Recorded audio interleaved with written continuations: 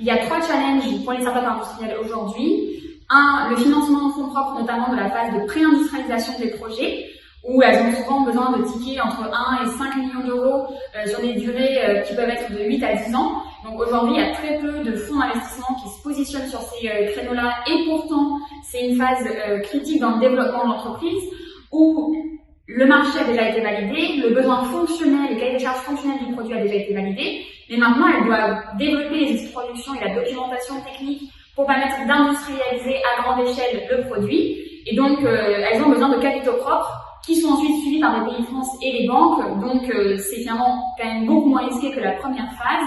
Et donc on manque d'acteurs sur ce positionnement.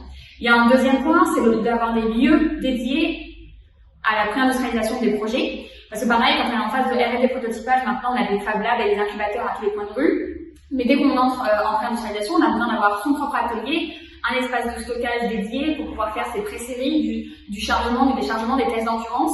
Et ces lieux-là aujourd'hui n'existent pas, ou en tout cas l'offre n'est pas adaptée aux startups industrielles. Et donc on travaille avec Banque du Territoire, avec Caisse des Dépôts, à développer ces lieux, ou en tout cas à les faire évoluer pour qu'ils puissent accueillir des startups industrielles.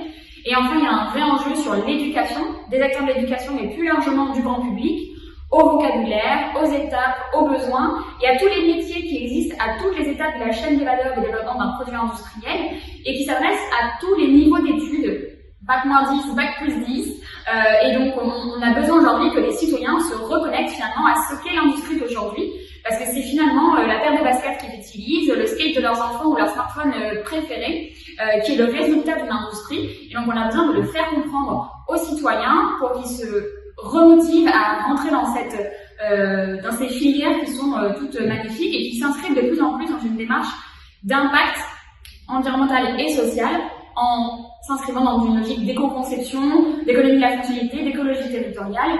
Et donc on essaye de contribuer à ça en apportant des solutions et en co-construisant avec les acteurs les solutions qui permettront à cet écosystème d'évoluer.